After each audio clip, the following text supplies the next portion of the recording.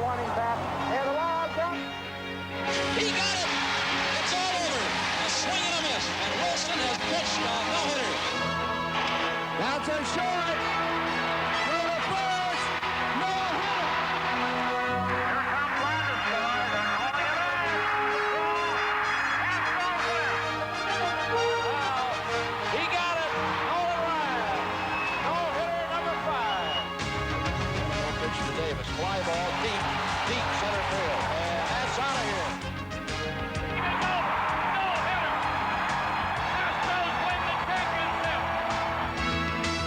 There's a drive, way back into left field.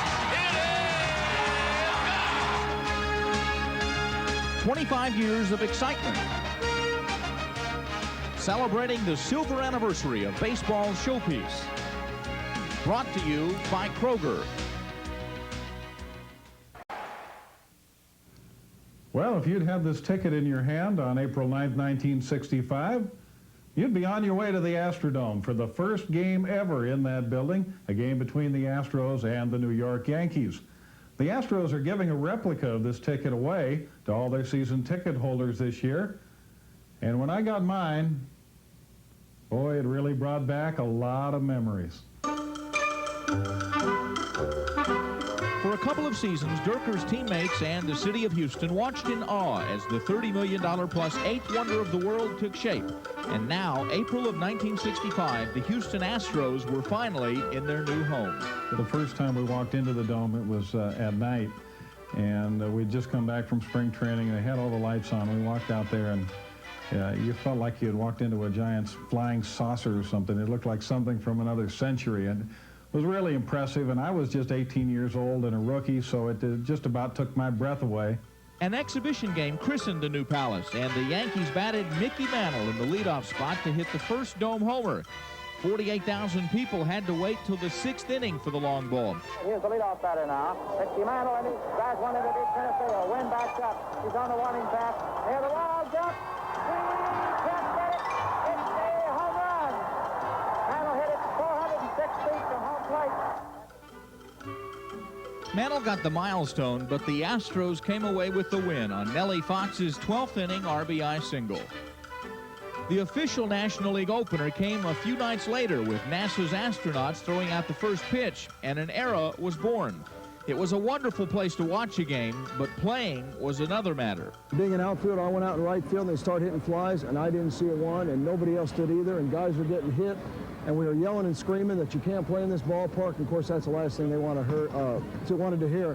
I remember Paul Richards getting in his golf cart and driving out to right field, and he said, "You better start catching these balls in front of all these people." And I said, "Here's the glove, you try and catch it." And he took one look, and that was it. Days later, Judge Roy Hoffhines eliminated the glare by painting the roof, which killed the grass, and that led to AstroTurf the following season. I think the biggest adjustment was the AstroTurf. The AstroTurf was something that I think the infielders really had to adjust to, because we're coming from an outdoor, slower infield to make the adjustments here, and the ball was skipping like a wet infield. So it has some major adjustments, but this is still the first dome, and it's still the best dome, I'm going to tell you. This is the granddaddy of the all. There's no doubt about that, and it's got to be the epitome of dome stadiums. Through the rest of the 60s, fans flocked to the Dome to see the building as much as the team. We probably developed as many good major league players in the 60s as any organization in baseball. The problem was that as an expansion team, we started out with a lot of guys that were toward the end of their careers. So we really didn't have the base to build from. There was Joe Morgan and Rusty Staub. And on the mound, Don Wilson, who fired the Dome's first no-hitter in '67 against Atlanta, facing Henry Aaron with 2 outs in the 9th. Here comes that 3-2 pitch. He got it. It's all over. A swing and a miss. And Wilson has pitched a no-hitter. Well, Houston was building that reputation of having a pretty good pitching staff. There have been years when the pitching has not been a strength, but more often than not, the pitching has been one of the best aspects of the Astros organization. And Durker was one of the main men in that rotation. The Astros' first 20-game winner in '69, he also threw a no-hitter against Montreal in the Dome. Tom Griffin, Mike Cuellar, Fred Gladding, there were plenty of other standouts, but one stood above the rest that first decade and a half. In our organization, there's no doubt that it's J.R. Richard. Don Wilson had an 18 strikeout game, and Richard never matched that. Don pitched 2 no-hitters. Richard never matched that. But I think start in and start out in terms of just raw, overpowering stuff, nobody really compares with JR. He struck out 15 in his first start, won 20 games in 1976, fanned more than 300 in back-to-back seasons, and had 9 straight complete games in 1979. And just like Richard on the mound, there were a lot of good hitters in Astro uniforms in the 60s and 70s, but no one could do as many things as well as Cesar Cedeno. In terms of the type of player that could turn a game around with the bat, and then once he got on the bases, Cesar Cedeno is the most exciting and the most multi-talented offensive player we've ever had.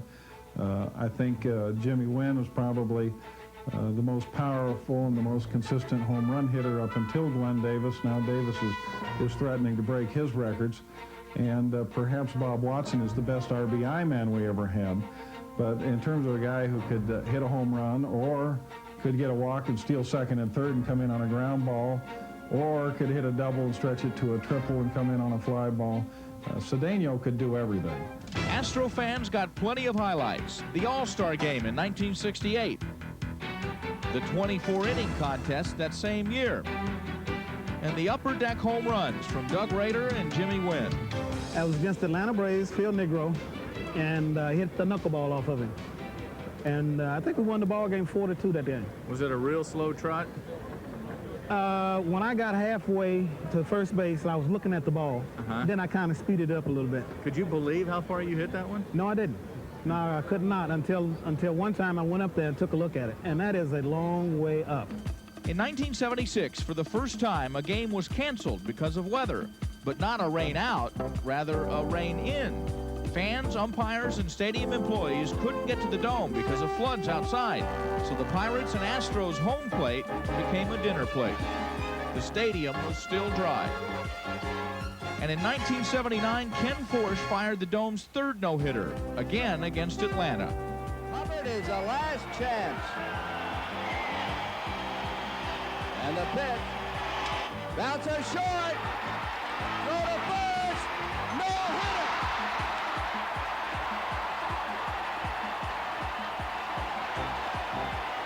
Ken Forsch has pitched a no-hit, no-run game. You'd think it was a 7th game of the World Series. Look at that. What Houston fans wanted most was a winner, and they finally got one as the 80s began. Dr. John McMullen bought the team during the '79 season, and the next winter, he opened his wallet to make Nolan Ryan baseball's first $1 million player, and later acquired veteran Joe Morgan, and the moves paid off. The Astros won their first division title, but they needed an extra game to do it. A one-game playoff with the Dodgers, Joe Niekro providing the pitching, and Art Howe the hitting. I got a break. There was a real close pitch on me when I hit that home run. There was a 2-2 pitch. I kind of ducked it. It was a breaking ball that probably, or could have very easily been called strike 3, because I had 2 strikes on myself. And it was called a ball. And I remember Doug Harvey was umpiring, and he just, Joe Ferguson was catching, and Fergie says, Doug, that was a strike. And Doug kind of looked at me and he says, Art, I wouldn't take that pitch again if I were you. So he threw me another one the next pitch, and I deposited it in the center field seat. So I made sure I didn't take it the next time. Having been with the organization so long, I don't think there's anything sweeter than that first divisional title, unless it's that first World Series, and I'm still waiting for that. The Astros did their best to keep him from waiting long. The 1980 League Championship Series with Philadelphia is still considered by many to be the best ever. I think the most vivid thing is the kind of enthusiasm that was at this ballpark when we played here, and also at ours in Philadelphia, because they were so starved to have a team get in, the World Series. The two teams split the first 2 games at Philadelphia. Game 3 was scoreless till the bottom of the 11th. McGraw, ready you guys. Here's the 0-2 to Walling. Fly ball to left field. All right. Here comes Landeskog. They're calling it in. McGraw. Astros win. Philadelphia came back in Game 4 with a 10-inning win. In the 5th and deciding game, for the 4th day in a row, extra innings were needed. Philadelphia is won the National League Championship. The height of competition in that game was as good as I can ever remember in any series, in any one ball game. That was a great ball game. And the intensity of it, it was incredible. And I don't think I'll ever forget that. I can remember going down to the clubhouse for the post-game interview because we would take the lead in the 7th, and then they'd get the lead back, and I'd run back up to the booth, and then we'd get the lead back, I'd run back down to the locker room, and I did that about 3 times. And I finally ended up back in the booth, and the Phillies won the game in extra innings, but it was really some ball game. It's probably the only time, truthfully, that I was in this organization that I felt we had the best team and didn't win. I thought we had a much better team than the Phillies had, and I thought we would have won the World Series with the club we had. 1981 was another exciting year. Art House setting a club record in May with a 23-game hitting streak.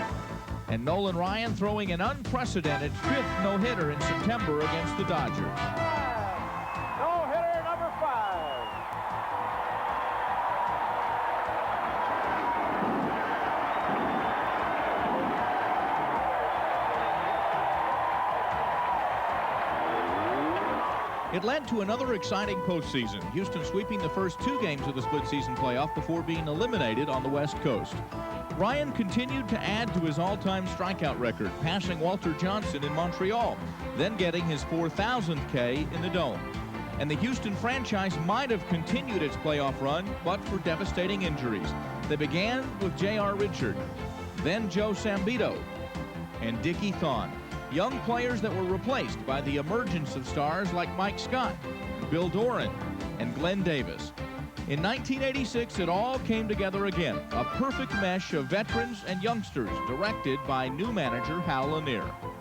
Oh, this crowd is up. They're trying to see him do it for the 3rd straight game. Smash, fair ball. Astros win. Astros win. Astros win again. Houston started fast, winning 13 of its first 19, and finished strong, getting 24 victories in its final at-bat. 4 Astros, Kevin Bass, Glenn Davis, Mike Scott, and Dave Smith hosted the All-Star game in the Dome. And down the stretch, Houston fans saw pitching performances unequaled by any other team in the league. One weekend in particular in September was incredible. It began with an untouchable Jim Deshaies. 20 consecutive game hitting tear right now for the Dodgers. Ooh, got him. And the 2-2. 2 strikeouts to get it underway. And he did it. Boy, I tell you, now that one was up. I think it was a time, maybe not where everything was going perfect, but I've seen tapes of it, and I've watched, and I really just was concentrating as much as a pitcher can concentrate, I think. Oh, there's a good off-speed. Oh, yeah. So that's why Mossy and Lanier put him down. And he's come back a little bit strong here tonight. That's 5 straight strikeouts.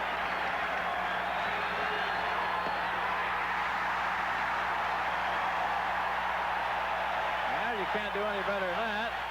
After the 6th, I remember, because early near Joe Cali had struck out 6 for the White Sox. And I think that set an American League record, or tied an American League record. So I figured after 6, I was probably knocking on some record. I had no idea exactly what the National League record was or where it stood. And then after I got number 7, I heard not just the applause after the strikeout. A couple minutes later, there was more applause. And I assumed they'd put something up on the scoreboard. You know, they flash records. But you don't want to look. Yeah, so I assumed, well, that must be I tied a record. And then after I got the last one, the 8th guy, there was that secondary ovation again. And I looked back and it said Jim Deshaies has just established a modern Major League record. Because the great Mickey Welch of the 1899 New York Spiders struck out 9 in a row. So. You knew that beforehand, obviously. No, I looked it up. Who is this guy? And then it doesn't count if you played for the Spiders. We'd never heard of them. The streak was 8 in a row when Tommy Lasorda set up a pinch hitter. Well, let's see what happens. 1 ball, 2 strikes. After number 9. Oh, he didn't get it. Well, people have asked me, are you bitter? What kind of a move was that on Tommy's part? I think he did it to stop the string. Now, whether that's ethical or however you sportsman-like, you know, maybe he just said, I'm sick of seeing this. Let's get something going. You know, and that's his prerogative. The next night, Ryan would fire a 1-hitter. And the following day, Houston had a chance to end the homestand by clinching the pennant. You know, coming to the ballpark that day, I wanted to make sure that we had a chance to win the division here. We didn't want to go to Atlanta and win it there because we had a lot of people here. And you know, you always want to be out there on the field and get that last out in your home ballpark when you win a division. And I was pretty pumped up, I know that. The first pitch I threw, I think I hit their leadoff hitter right in the back. And I told myself, you better get together and compose yourself and stay within yourself. And, you know, I knew I wanted to pitch well, but you just don't want to overdo it. Through 8 innings, Scott wasn't only winning, he had a no-hitter. I think I get more butterflies watching somebody else do. When Nolan came close a couple of times, Jim DeShays came close. But when you're actually out there pitching, you're concentrating so much, and there's a million thoughts going through your head. Like, you know, it was 2-0, so I didn't want to walk anybody. You can't just lay the ball in there and lose the ball game. And you don't want to throw a fat pitch, obviously, when you get to the 8th inning. You still want to throw a no-hitter, but there's too many thoughts going through your head to get nervous at that point. The hitter is Will Clark. He's 0 for 3. Swing and a bouncer. This could be it. Davis runs to the bag. Game is over. No-hitter. Astros win the championship. What a way to do it. A no-hitter. Mike Scott has just thrown his first career no-hitter, and the Astros are the National League champions of the West. Thanks to the Cy Young winner's performance, Houston was in the League Championship Series for the 2nd time, and this one would be no less exciting than the first against the Phillies. Game 1 matched Scott against Dwight Gooden of the Mets. And the only run of the game came in the 2nd inning. Pitch to Davis, fly ball deep center field. Right to the wall, and that's out of here. Home run for Glenn Davis. First pitch, he threw me a fastball right out of the plate, and I was just so pumped that I just aired it out. And you know, my whole I wasn't even worried about my mechanics or my style or my head moving or whatever. I just swung the bat with all force, and I made contact and got it just enough to get it out of the ballpark. When the two teams came back to Houston for Game 6, the Mets led the series 3-2. The Astros had to sweep a pair, and Mike Scott, who had been untouchable in the first game and again in Game 4, would be ready if the series went to a 7th game. We all knew that we had Scotty going the next day, so we figured if we get through this one, we got it wrapped up. Both teams no doubt had that in mind when Houston scored 3 times in the first inning off Bob Ojeda. Bob Nepper carried that 3-0 lead until the 9th, when the Mets bounced back to tie. To no one's surprise, the Astros were in another extra inning game. New York was 1 out away from a win in the 14th when Billy Hatcher came to bat. Ready, pitch to Hatcher. There's a drive, way back into left field. It is gone. A foul pole home run. Holy Toledo. On it went. In the 16th, New York led by 3 again, but the Astros came back to score twice and had 2 men on with Kevin Bass at the plate. I worked the count full, and not really realizing that Jose Cruz, who was on deck behind me, a left-handed hitter with an open base, you know, thinking in my mind that he's got to throw me a fat strike with the count 3-2. And what does he do? He bounces a curveball or throws a breaking ball on the outside part of the plate, and I waved at it. In maybe the greatest playoff game ever, the Astros once again had fallen 1 run short. Getting there is one thing, but winning a world championship becomes the goal this coming year and last.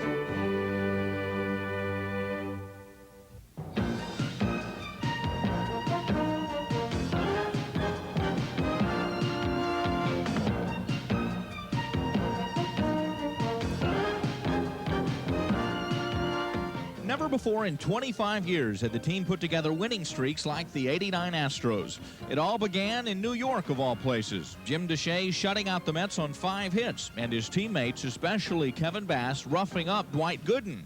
Bass stole not 1, not 2, not 3, but 4 bases, had 3 hits, and scored 3 runs in the 5-0 win. That performance got the Astros ready for Montreal. The Expos were coming to the Dome, and Houston had to put on its game face. Montreal had won the first 2 games and was running away with the 3rd. The 1-1. Whoa! That might have been a little answer for asking to look at the ball. We're going to have a bench-clearing brawl in Houston. I didn't know there was any bad blood between me and the Expos, but, you know, all I kept hearing was, there's Darwin, get him out there, and there's a few of them got me, and I don't know, they said because I'd hit a few of their guys, you know, and none of them was intentional if I did. Who'd you grab in the fight? I grabbed Wallace Johnson and tried to get around him, and then next thing you know, he had me, and I see Mike Fitzgerald getting a little rambunctious with Danny Darwin, so I went to dive after him, and I think I ended up catching a cleat in the chin or something, but I came up out of it pretty easy. Where were you when that was going on? I was in the clubhouse, as a matter of fact. Watching. Yeah, well, it was the most helpless feeling in the world. I'd gone up there to use the bathroom, and I grabbed a cup of coffee or whatever, and so I said, well, I might as well see, you know, so I can replay to the boys, let them know who got the best shots in.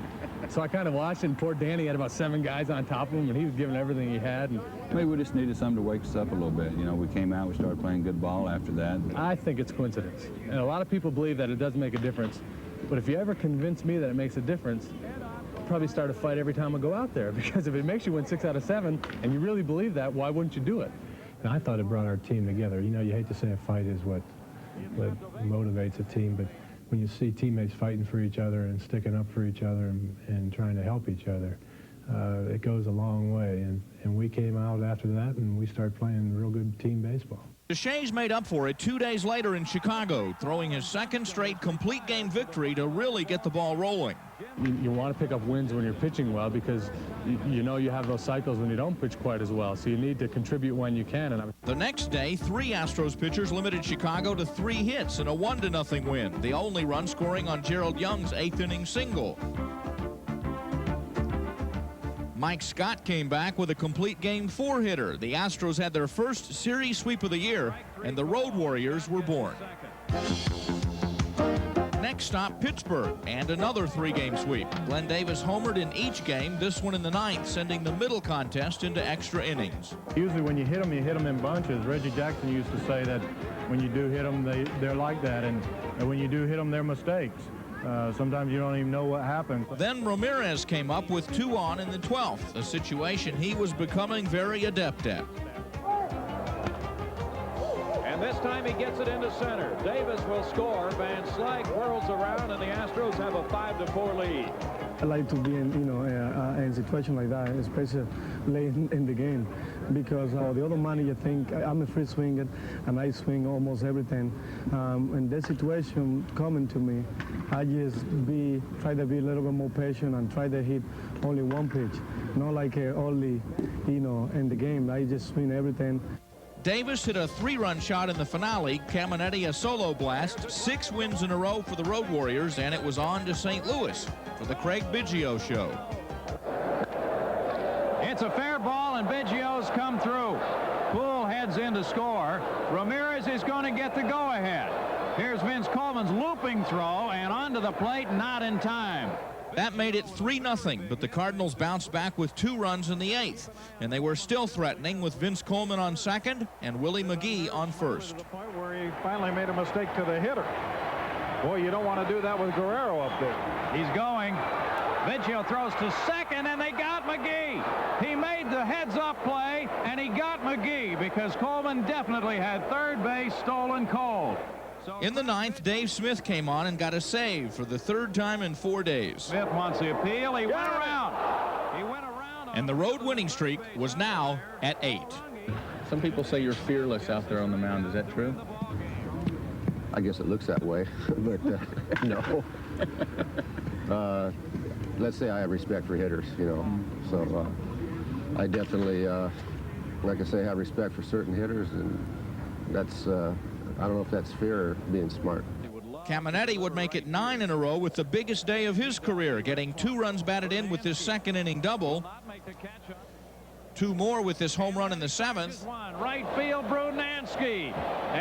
And for good measure, an RBI single in the 8th gave him a 5 RBI day. The youngster Art Howe had made a fixture in the lineup, was paying dividends. I think I needed a year like this where I was playing every day, to get over the hump, get over the jitters, know that I'm going to be in the lineup, and hopefully next year I can put up a little bit better numbers. The next day, Biggio and Caminetti had to share top billing as the Road Warriors made it a club record 10 in a row.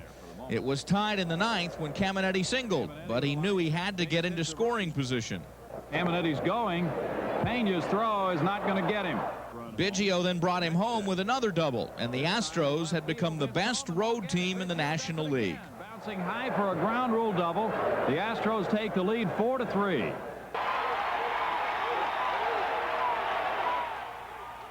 The momentum continued at home in the Dome as the Dodgers came to town, and Astros fans needed to buckle their seatbelts for this homestand.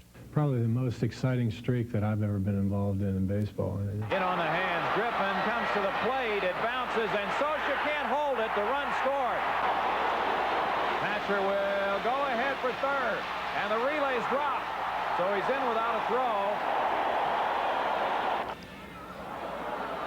Doran gets the throw off. It's in the dirt, but Davis dug it out. Whoa, baby. Houston jumped out to a 7-0 lead in the opener as Jim Deshaies was spectacular, carrying a no-hitter into the 8th. Hatcher coming up now, 0-for-3, struck out in the 6th inning. Deshaies deflects, and that means tough play Ramirez. He cannot get it. And off Deshaies' glove. Ball might have been fielded, but he was going for it. So it is a base hit, the first for the Dodgers in the game. And Deshaies will get the standing ovation from 18,488 paid. It was just another outstanding performance from the Southpaw, who would go on to a career-high 15 wins and personal best in 9 other categories. Certainly feel like you're more of a complete pitcher now than you were a couple of years ago. A different pitcher, yeah. I think I rely on my changeup more. I think right now, at least second half of this season, or I'd say for this whole season, the changeup's been my best pitch. Not that I've always been perfect with it, but it's a pitch that when I have a good one, I'll go to on any count, in any situation, and it's helped me quite a bit. One night later, Mike Scott and Fernando Valenzuela hooked up in a pitcher's duel, and the Astros won it in the 7th with an unearned run. Little did both teams know they were just beginning one of the strangest weekends in baseball history. The Dodgers and Astros were about to become marathon men. Saturday night, Los Angeles jumped out to a 3-0 lead off Bob Knepper. In the 4th, Glenn Davis cut that margin with a solo home run, his 13th. There's a drive way back into left. Ballpark will never hold it. Big bopper bangs one, and the Astros are on the board. In the bottom of the 6th, it was still a 3-run LA lead, but the comeback magic was about to begin. A base hit into left field. One run will score. Davis is going to score behind Doran. It's a one-run game in the Dome. Holy Toledo, what a big hit by Ken Caminetti. Moments later, Rafael Ramirez tied it. There is a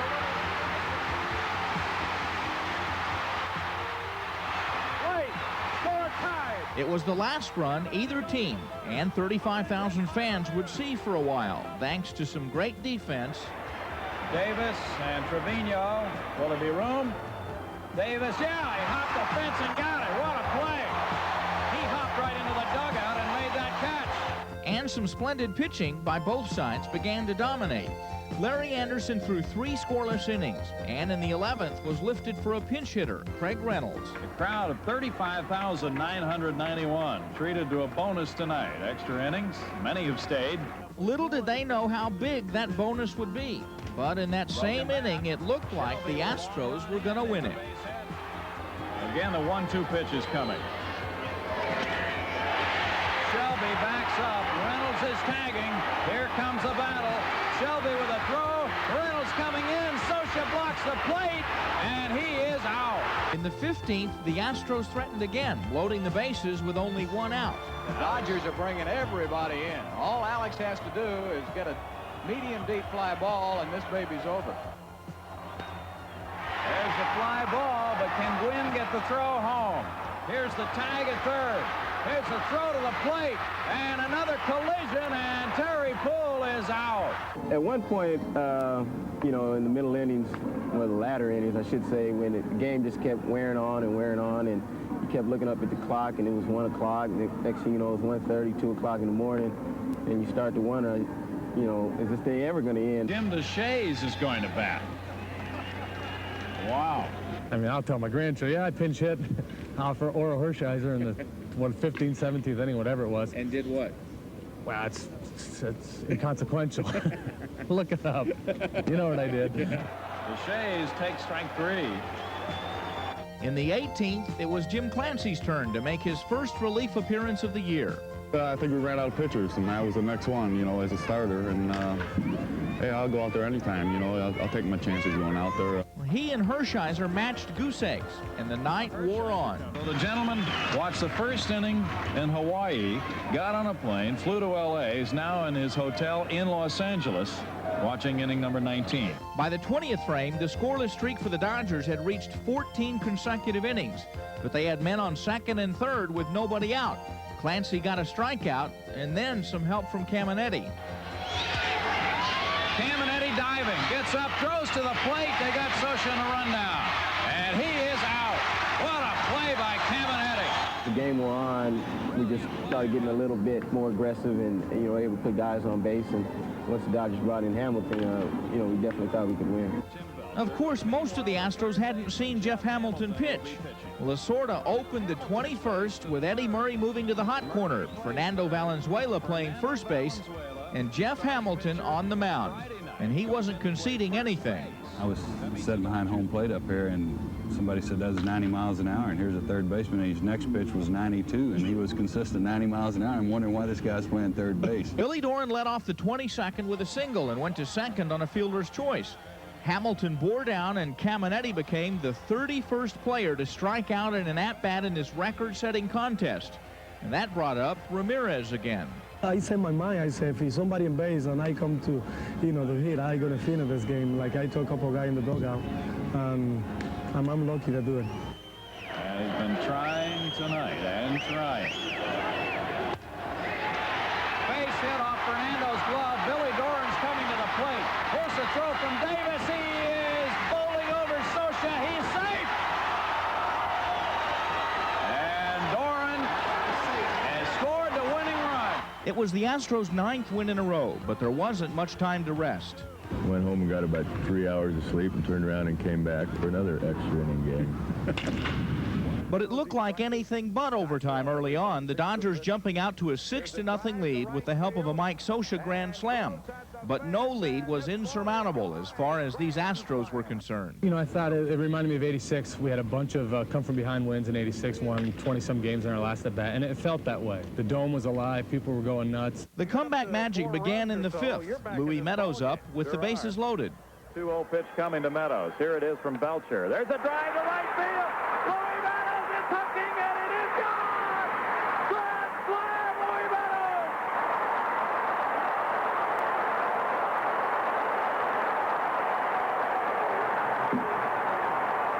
That closed the gap to 6-5, and it stayed that way thanks to some good glove work. Is ready, and the 2-2 on the way. Swing and a line drive. Caminetti got it!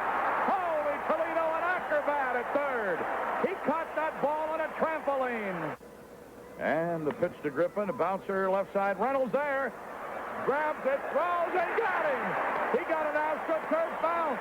Still, it was 6-5 Dodgers when Jay Howell came in to pitch the 9th. Ramirez and Reynolds flied out, and the winning streak was only 1 out away from being over.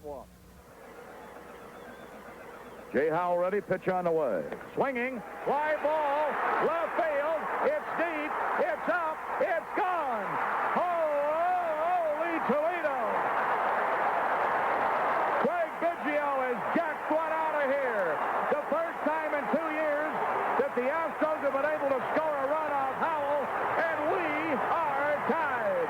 It's just, you know, staying within myself and not trying to hit home runs, trying to hit line drives, trying to hit the ball hard, and home runs will come. And at the end of the year, you look up and you say, heck, you had 13 home runs or whatever amount of home runs you have. It's nothing that I'm looking to do. It's kind of a mistake just trying to drive the ball, and it's happened to go out of the park for me. The Dodgers could not believe it. Extra innings again.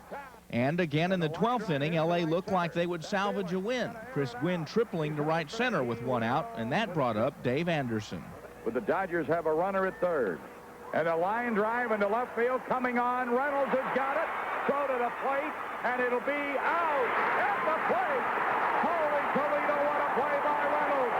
He'll get handshakes from everybody. Throws off balance from left field and nails the guy at the plate. It was possibly the best play I've seen, not so much for the play itself, but for the timing of it, the fact that the guy was out of position. You know, we played for 9 hours or whatever it was. It was a great play. That was my only assist from the outfield in all my time in the big leagues. I just came up throwing like as if I were at shortstop, and it just happened to be at home plate and worked out pretty good. But I got a kick out of the tape some people gave me of the tape of watching Tommy Lasorda's reaction in the dugout. I got as big a kick out of that as I did the play itself. An inning later, Houston loaded the bases with nobody out. That brought up Mike Scott, who had surprisingly come in to pitch in the top of the inning. There's a fly ball, center field, it's not deep. Runner at third tagging, he's headed home. The throw to the plate will be late. The Astros win. The Astros win again. The Astros have swept the Dodgers, and the Astros are only a half a game out. You win games pitching, but you don't win them hitting too often, so that was pretty fun. This whole streak was a lot of fun, and it was helping a young team build confidence. And that's when everybody starts saying, hey, maybe these guys are for real.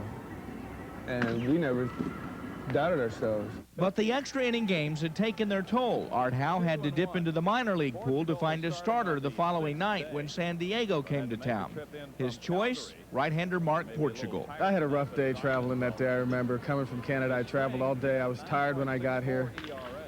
I think I was pitching on adrenaline out there and trying to be Superman and do everything, and just had a bad game. Danny Darwin and a couple of guys before the game were trying to keep me loose, and hey, this team's never won 11 games in a row. It's all on your shoulders. Go out there, pitch a shutout, hit a home run, and we win. And I said, hey, that sounds great. I wish it could have turned out that way. Portugal got roughed up for 6 runs in 4 innings to end the team's 10-game winning streak, the longest in the National League for the year. It would be the only blemish on the right-hander's record all season, and his teammates didn't wait long to get another streak of their own going. But it was the most improbable of wins, and quite possibly the most miraculous comeback in Astrodome history. The Astros trailed 7-4 with 2 outs and nobody on in the bottom of the 9th. Man, let's go. Let's win this thing. How Billy doing? Right man in the right spot. Bill Doran singled to left. Doran gets the first hit off him. Glenn Davis walked. He does walk, Glenn. And Ken Caminetti walked as well. And it's ball 4. Harris thought he had... The Padres brought in their ace, Mark Davis, out of the bullpen, and he walked Ramirez to force in a run. Craig Biggio pinch hit and got the 4th consecutive free pass, but Houston was still 1 run down. With Alex Trevino up, the Astros were down to their last strike. And a strikeout in the dirt. Santiago will tag it, and it gets by. He didn't tag him and hold it. The tying run scores. He did not hold on to the ball. All he had to do was step on the plate for the final out, and instead he tried to tag the runner. Caminetti scored, and the game is tied. As soon as I strike out, I take off for first base. I say, well, you know, I'm going to make him make a throw, and you know, anytime you make the catch or make a throw, anything can happen. The Padres were stunned, and in the 10th, with Doran on first, Glenn Davis completed the comeback. Biff Roberts bobbles the ball. Billy Doran's being waved home. Here's the relay from Alomar to the plate. The Astros win it. The next night, Mike Scott got his 10th win, and Terry Poole's RBI double in the 6th moved the Astros into a tie for first place in the West. And the following evening, another magic act. Down 5-1 in the 9th, Houston came back to tie it again. And then for the second time in 3 games, Davis won it in extra innings. Lefty ready, 1-1 pitch. Swinging, high fly ball, left field, it's back, it's up, holy Toledo, it's gone. The Astros win. The Astros win again. Man, oh man, what a team. If I'd have been a fan, I'd have wished I'd had all tickets for every game, because you're not going to see a better week in baseball than happened that week when the Dodgers and San Diego were in here. And Darwin wasn't going to let it end. He picked up saves on both ends of a 3-game sweep of the Braves. Bill Doran's grand slam in the finale provided the winning runs, and Dr. Death making it stand up with the bases loaded in the 9th. The Astros had won 16 of 17, 10 of 11 in the Dome, tying their best homestand ever, and had moved into sole possession of first place in the Western Division. That was incredible. I think that showed what this club can do when everybody's playing up to their potential. The character was built when we had that stretch because we proved to ourselves that we could play. You thought at that point that you were going to go on and win it all, didn't you? I thought we'd definitely be there at the end. Art was right, and he had the bullpen to thank for much of the success. Houston relievers would chalk up 29 wins, the most in the majors, and the leader of the pack was the bottom bullet, Danny Darwin, who tied a club record for wins out of the pen with 11. That's the way to throw the ball, Danny. You know, it's really the first year in a long time I can remember where I went the whole year doing one role, you know, whether it be starting or relieving. But one thing I've learned, my arm can stand it. And, you know, that's what I'm happy with more than anything. It's just that I'm able to go out and be able to pitch every day if needed. He proved he had a rubber arm. I mean, the guy could just throw, and he wanted to throw. That's a real big plus for a reliever. In the Dome, Darwin was unbeatable, going 7-0 with a 1.98 earned run average. And by the end of the year, he had piled up 122 innings and 104 strikeouts, league highs in both categories for relievers. I think early in the year, it took me a while to realize to the point to where I needed to be to come into a game and throw those 6 or 7 warm-up tosses and be ready. He was the workhorse in the bullpen, and that really benefited me more than anything. Let's just get Andy up for a little bit, just in case. Anderson wasn't too bad himself, leading the league's bullpen artist with a 1.54 ERA. He didn't allow an earned run in his first 15 appearances, and he gave up only 15 all year. I think you get that confidence when you're having success. Things are going right for you. You get that feeling that you can go out and face anybody and they're not going to be able to touch you. Opposing hitters often said Andy Slider was the best they'd faced all year. It's my bread and butter pitch, and I throw it, you know, 90% of the time, and I guess it's a good feeling that to go out there and I know they know it's coming, and I know I'm throwing it, and to still be successful is it's a big. Just a boost to my confidence. Add in big contributions from left-handers Dan Schatzeder and Juan Augusto, who became the first Astro ever to have 2 seasons with more than 70 appearances, as well as closer Dave Smith, who led the team in saves for the 5th year in a row with 25, and the Astrodome's reputation for hosting great pitching had continued. But the ace of the staff, again, was Mike Scott. Beginning with his 3rd straight opening day win, a 10-3 decision over Atlanta, continuing with his 100th career victory May 14th at Chicago, and including a 1-hit shutout over Pittsburgh, Scotty was 14-5 at the All-Star break and went on to a career-high 20 victories, his first 20-win season, and only the 4th Astro pitcher ever to accomplish that feat. I don't ever put a goal on wins. They're nice to have. I mean, I don't want to go out there and win 5 games in 1 year and say, yeah, I pitched pretty well. You have to, the bottom line is winning ball games, but my bottom line is giving our team a chance to win, whether I get the W or the relief pitcher does. The milestone came in September in L.A., and his teammates provided a big boost. Craig Biggio hitting a grand slam and getting 6 RBI on the day. Grand slam for Craig Biggio, the first of his big... And while Scott may not have been as dominant as his Cy Young year in 1986, he feels he's a better pitcher now. To be successful, you got to learn something every year. You've got to adjust every year, and if you don't, you're going to eventually get beat. And I think as my velocity's gone down a little bit, I've learned how to give up a walk here and there, not challenge everybody in every situation, and try to stay away from big innings. And down the stretch in August and September, no Astro starter was hotter than the newest Astro starter, Mark Portugal. Stolen away from Minnesota in an off-season deal, the veteran right-hander came up from the minors for the 2nd time July 15th. His 2nd start was 2 weeks later on national television against the first-place Giants in the Dome. Swing and a miss. Struck him out. Taking nothing away from Kevin. He's a pretty good friend of mine. But as hot as he had been the whole year, hitting home runs and just setting the world on fire, it was a big thrill for me to get him out 3 times on strikes. Portugal limited San Francisco to 3 hits for his first complete game, and the young guns brought out the heavy artillery. Eric Anthony started it with his first major league homer off Rick Rushell. Craig Biggio followed, then Ken Caminetti, and finally Glenn Davis. 4 Dome homers for the first time in Astro history, and Portugal had impressed the Giants in an 8-1 win. 1-2 pitch, swing and a miss, strikeout, game is over. Astros win. Couldn't put my finger on it. I think had a couple of starts where I threw the ball well, and after that Artie told me that I'd be going out there every 5th day. and that just boosted my confidence. And it showed. He beat the Giants twice more. And September 17th, he got homer support from Caminetti again and outdueled Tom Browning in a 1-0 win, his first shutout.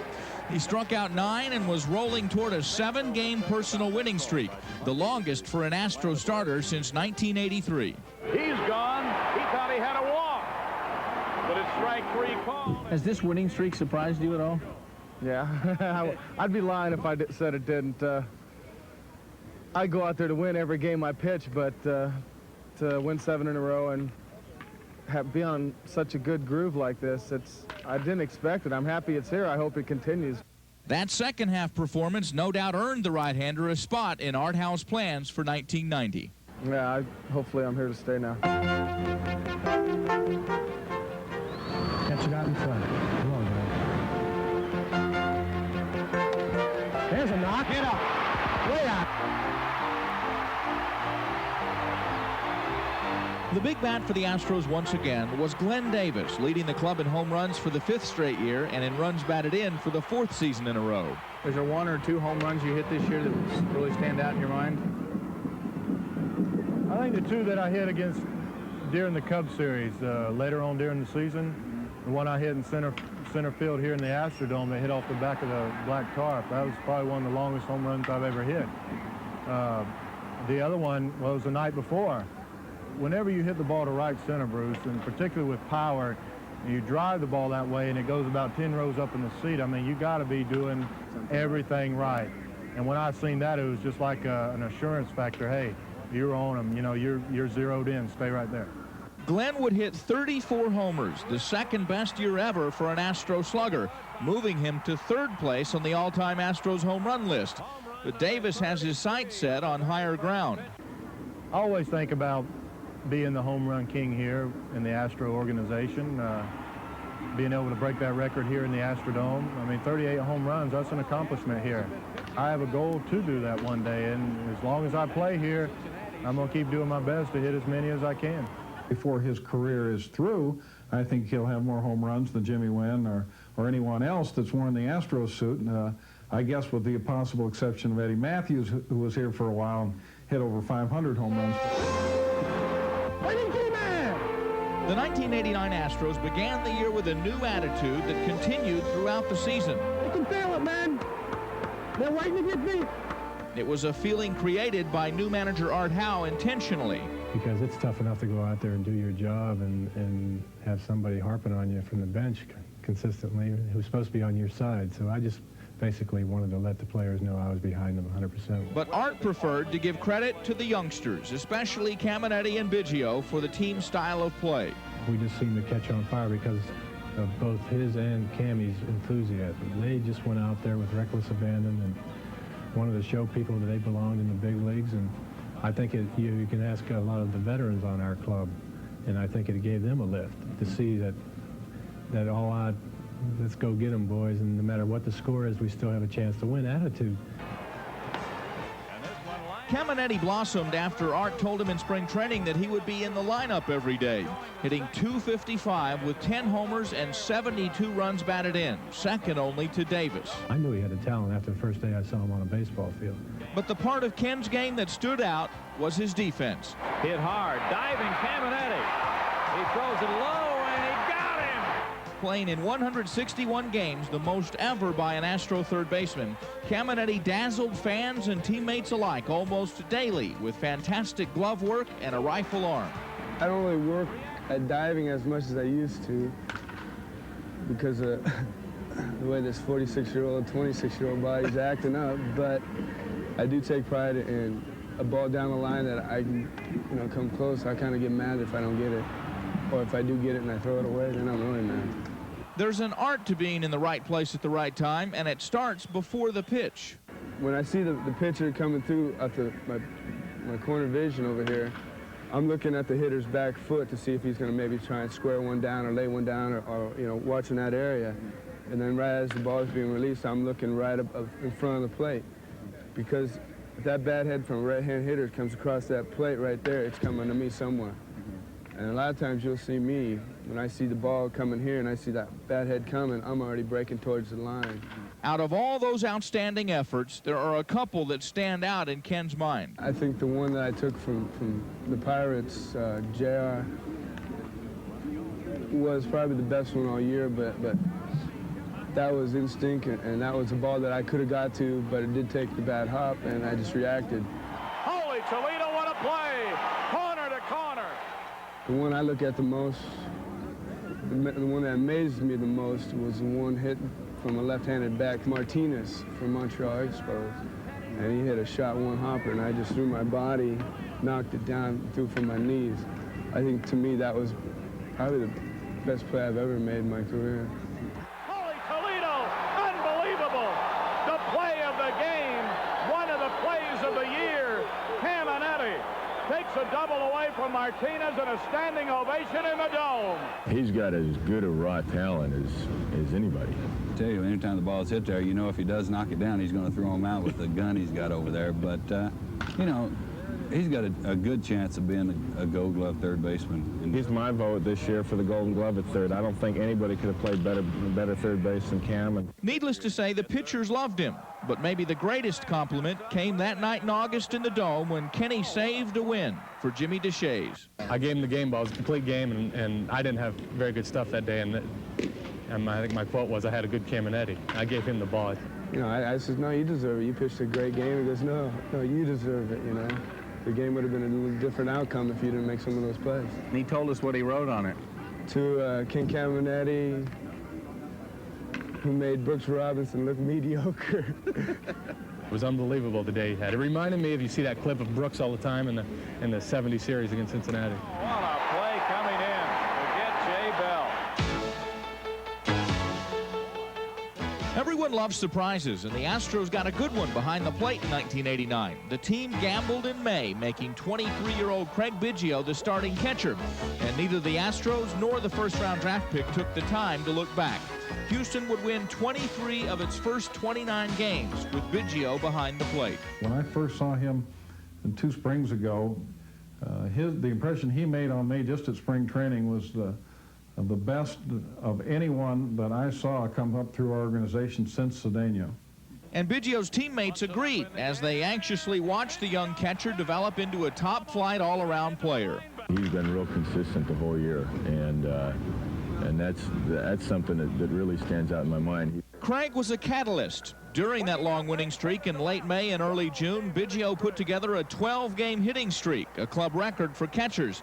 He became only the 7th backstop since 1900 to steal at least 20 bases, finishing with 21 in 24 tries, the top success rate in the National League. And did he ever have a flair for the dramatic? Biggio, a towering shot to left, and he's got it! A 3-run homer. The little guy played big, at one point even batting leadoff, almost unheard of for a catcher, but testimony to Art Howe's confidence in him. It made me more disciplined, whereas I started taking more pitches. And it made me get to know the strike zone a little more better than when I was hitting eighth. When I was hitting eighth, I was just kind of going up there hacking and swinging at anything that they're throwing up there. Bidge would finish with 13 homers and 60 runs batted in, good enough to make the UPI All-Star team and win a Silver Slugger Award. And defensively, there was no better receiver in the National League. He has the tenacity to work behind the plate. I think defensively, receiving the ball, he was as good as anybody in our league, maybe better. I think every pitcher on this pitching staff has all the confidence in the world with him back there. You're not scared to bounce a breaking ball when you need to, you know, in an 0-2 pitch or whatever, because you know he's going to block it. I'm just taking it in stride, taking it one game at a time, and trying to learn as much as I can. And I've had the opportunity to learn from a bunch of older guys here, and I'm glad that I can look back someday when my career's over and say, you know, when I broke into the big leagues, I had the opportunity to listen to guys like Yogi Berra, Nolan Ryan, Mike Scott, and Billy Dorns, and, you know, people with that type of caliber, and I'm very fortunate to be in the situation that I've been in. As the clock wound down on the first 25 years in a couple of Astros put on their uniform for the last time. Veteran infielder Craig Reynolds announced September 27th that he was finishing his last season, closing a career that began at Houston Reagan High School and ended with 11 years as an Astro. It's tough knowing that I'll be leaving this Astrodome and never coming back again as a ball player. It's a hard thing to deal with, a hard thing to cope with, but you still have to make the decision that you think is best for you and your family. And it's time for me to walk away. One of the most popular players the Astros have ever had, Reynolds was Mr. Versatility, playing all 4 infield positions and occasionally taking a turn in the outfield or on the mound. He had a lot of great moments, including Houston's only pinch hit home run at St. Louis off John Costello. Reynolds hits one deep, right field, stay fair, and if it does, it's big trouble, it's gone. Craig fittingly dedicated the hit to his son Kyle as a birthday present, but Reynolds was caught in the middle. The one thing I like to do is play the World Series, especially in Houston. I like to play for the World Series. And that's the one thing, I guess, in my career that's eluded me that if I could say, it's not a regret, but one thing I would like to have done. At the Astros' final home game of the year, Reynolds made his last appearance in the Dome as a pinch hitter. I know the last night here in the Dome is going to be a difficult night, knowing I won't come back in here to play anymore.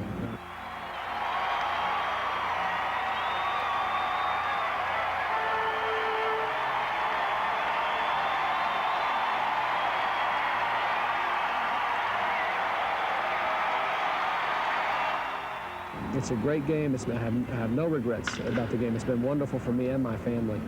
Playing in Houston in front of my family, in front of my friends, and for this organization has been great. Now, no one owes me anything. If anything, I have a debt to the fans and to the organization, and especially to my family.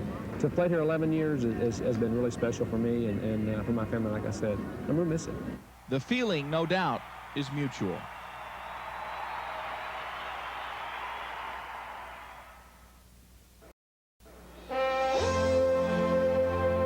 Houston also said goodbye to one of baseball's legends. Yogi Berra announced late in the season he was hanging up his uniform.